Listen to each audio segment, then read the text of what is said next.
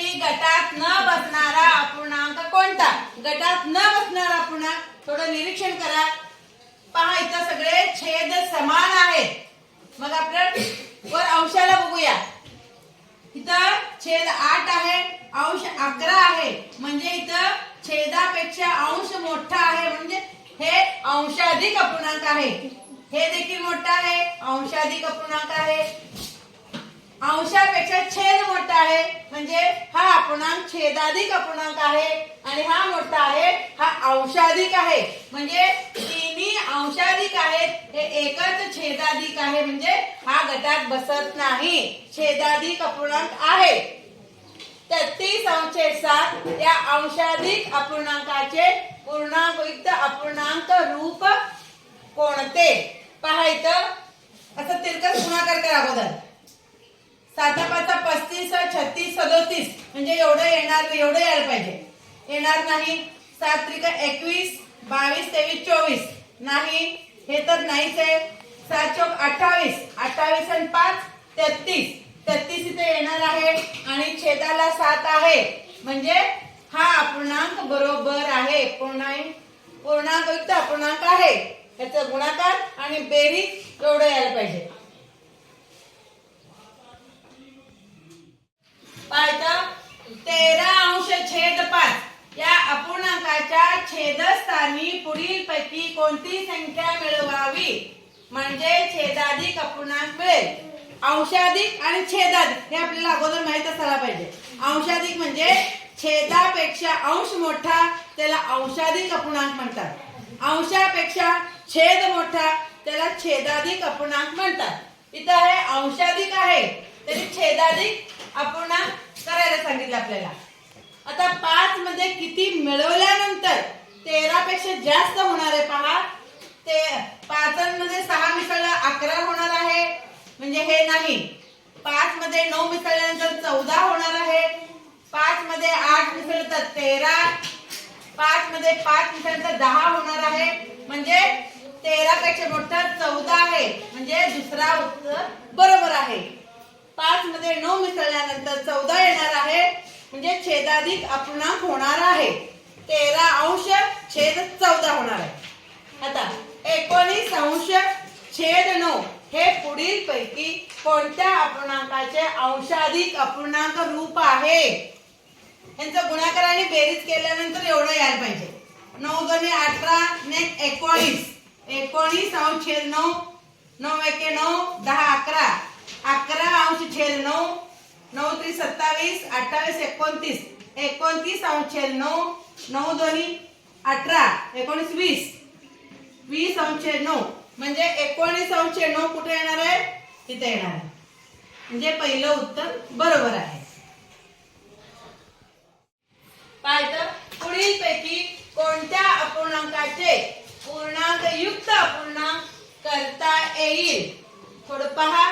पूर्णांकयुक्त अपूर्णांक जर आपल्याला करायचं असेल तर अंशापेक्षा छेद लहान असला पाहिजे. अंशापेक्षा छेद लहान असला पाहिजे तरच पूर्णांकयुक्त अपूर्णांक करता येतात. पाहिजे 4/5 5च्या पुढे 4 असतो का? मग आपल्याला दशांश चिन्ह घ्यावं लागतं, इथे शून्य घ्यावं लागतं, म्हणजे पूर्णांकयुक्त अपूर्णांक होणार नाही. आता आपण अंश मोठा कोणता आहे? छेद लहान, म्हणजे 14/13. 13 एके 13, 4 3 गेले 1, 1 गेले 0, 1.1 अंश छेद 13. 13 एके 13, 13 ने 14 अंश छेद 13. पहा एकच बरोबर आहे. म्हणजे कोणतं? तिसरं उत्तर बरोबर आहे. आता हे 41 अंश छेद 4 यांचा गुणाकार आणि बेरीज एवढं यायला पाहिजे. 4×4 + 1 छेद 4. याचं उत्तर काय येणार आहे? 4×4 = 16 ने 17 येणार आहे. 17 अंश छेद 4 एवढे यायला पाहिजे आपल्याला. 9×4 + 3 छेद 4. 9×4 = 36, 37, 38, 39 येणार आहे. 39 अंश छेद 4.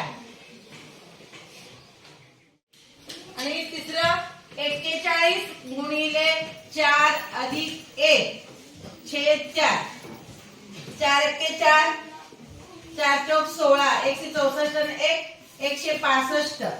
165 अंश छेद 4 म्हणजे उत्तर एवढं येणार आहे. 10 गुणिले 4 अधिक 1 छेद 4. 10 चौक 40 आणि 41 अंश छेद 4. 41 अंश छेद 4 म्हणजे 10.1 अंश छेद 4. तर उत्तर बरोबर आहे.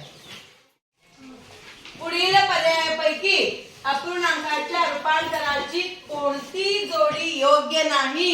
योग्य नाही म्हणजे बरोबर नाही, चूक आहे. कोणती जोडी चूक आहे? तुम्ही वाचता आणि पटकन विचार न करता योग्य आहे असं वाटतंय तुम्हाला. त्यासाठी नीट वाचा अगोदर. पाहायचं 5.2 अंश छेद 3. कसं करायचं? 5 गुणिले 3 अधिक 2 छेदाला 3. ह्याचं उत्तर काय? 5 3 15 16 17. 17 अंश छेद 3 म्हणजे ही जोडी योग्य आहे. 2 गुणिले 8 अधिक 3 छेद 8. 2 16. 17 18 19 अंश छेद 8. तुम्ही काय दिलेलं आहे? 23 दिलेलं आहे. म्हणजे ही जोडी चूक आहे, योग्य नाही. आता सांग 5 गुणिले 5 अधिक 2 छेद 5. 5 5 25. 25 म्हणजे 2 नुसार की 27 अंश छेद 5. बरोबर त्यांनी दिलेले आहे.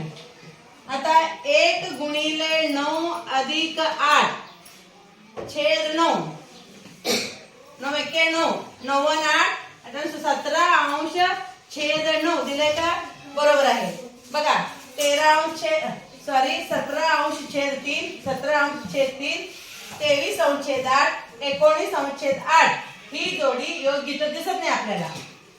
27 अंश छेद 5. 27 अंश छेद 5 बरोबर आहे. 17 अंश छेद 9. 17 अंश छेद 9 म्हणजे ही चुकीची जोडी आहे.